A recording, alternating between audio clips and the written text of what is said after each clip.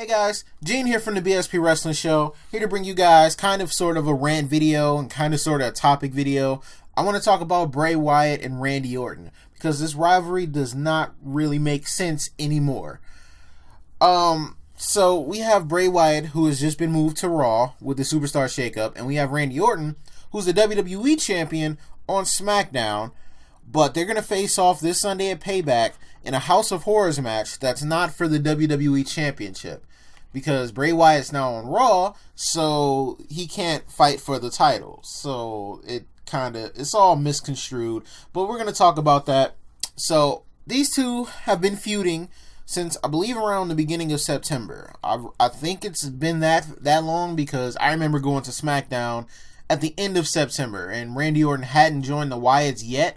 But this was right before Eric Rowan got hurt, and Randy was like lurking around backstage trying to find them, and they were playing all these games with them, and he was like going through certain doors, and if he would have went through a certain door, he would have ran into one of the members of the Wyatts, and he was just looking for Bray at that point. But yeah, they were feuding since back then. Randy ultimately joined the Wyatts because he kept getting his ass kicked by them, so he decided to join them. This ultimately led to Luke Harper and Randy Orton feuding, and Bray trying to settle it, but Randy Orton winded up winning against Luke Harper, and Harper winded up being exiled from the Wyatts and is now on his own doing hopefully big things in the near future, and Randy was completely destroying them from the inside. He said, if you can't beat him, join him. And when you join him and the time is right, screw him. And that's what led to Randy Orton burning the Wyatt family compound to the ground, and apparently the soul of Sister Abigail, or so he thought. Bray then went the next week and baptized himself in the ashes of his sister's charred body. This was supposed to evolve him into even more of a godlike being than he already was.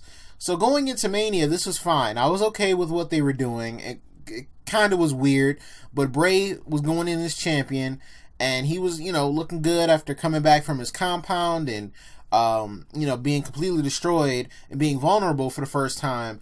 People were actually feeling sorry for him, to becoming, I guess, stronger than ever before. And, he had his sister's soul living inside of him, so he evolved into a whole different being. So he goes into Mania, like I said, as the champion. He plays more mind games with Orton. He was playing them, the weeks leading up to WrestleMania, playing mind games with Randy. And, there's 3 or 4 separate times where the whole arena got completely dark. And in the middle of the ring, there were just images of insects at certain parts of the match. Every time Bray would, go to a corner and do the whole upside down thing, whatever he calls that shit. There was just, the insects pictures that would completely cover the ring. It was different. It was creepy. I was okay with it. But then he went on to lose the match and his title. And then in a random turn of events, got moved to Raw 2 weeks later in the Superstar Shakeup. So now we have a dilemma. Bray didn't get his rematch for the title that he only just won at Elimination Chamber, which was the last SmackDown pay-per-view before WrestleMania. He didn't have it for a month, dropped it at Mania to Orton, then didn't get his rematch for the title because of the Superstar Shakeup. Aspects of this story were told completely backwards, like how Randy won the Rumble when it should have been Bray Wyatt who won the Royal Rumble. Then Randy could have won the title in the chamber. He could have beat John Cena, whatever. Even though that was a good rub for Bray, just to have him drop it a couple weeks later at WrestleMania, his win against Cena is now null and void. Who cares now? Bray ain't the champion no more. He didn't have an impressive reign as champion, so him beating Cena meant nothing. So, Randy's doing nothing with the title at the moment, and Bray just continues to come up short every single time he's in a rivalry. So, now they're having this House of Horrors match at Payback this Sunday, and that'd be fine, except it's a Raw exclusive pay-per-view, and to my knowledge, I thought it was for the WWE Championship, but apparently I'm hearing that it's not for the WWE Championship, it's just a match.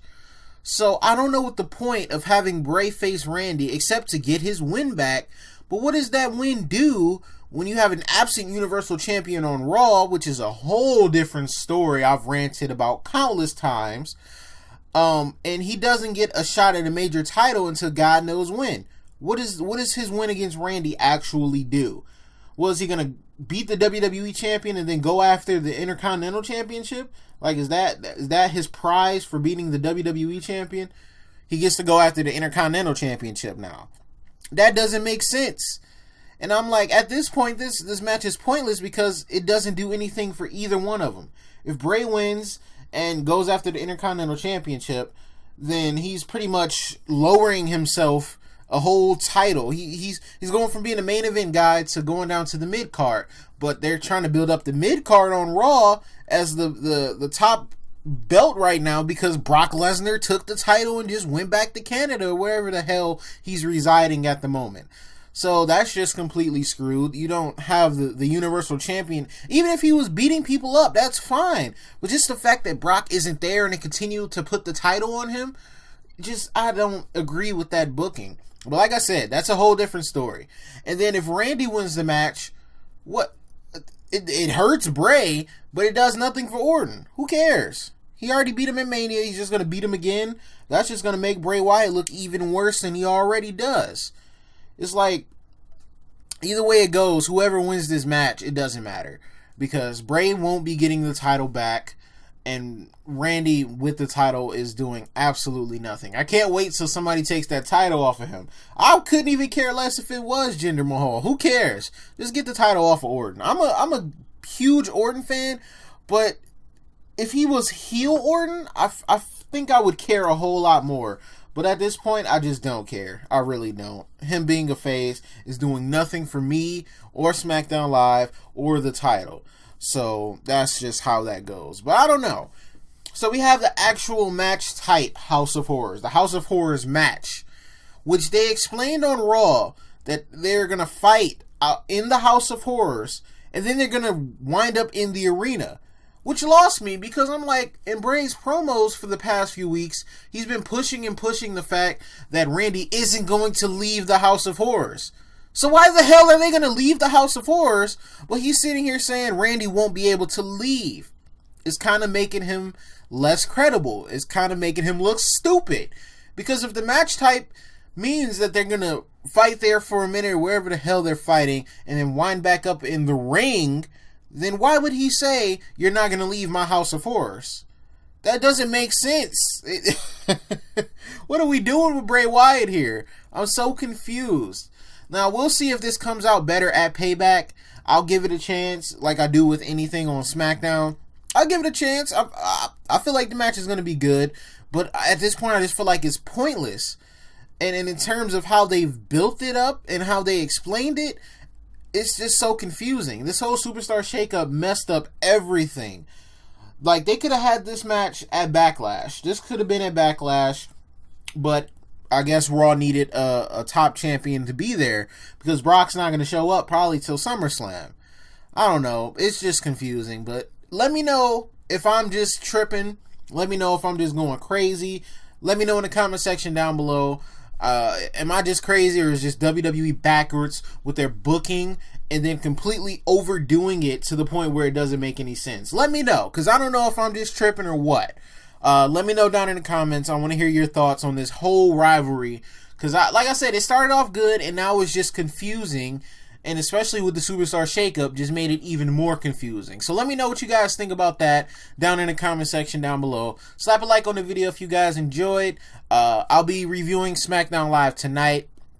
I didn't review Raw last night because for a go-home show, that was pretty pitiful.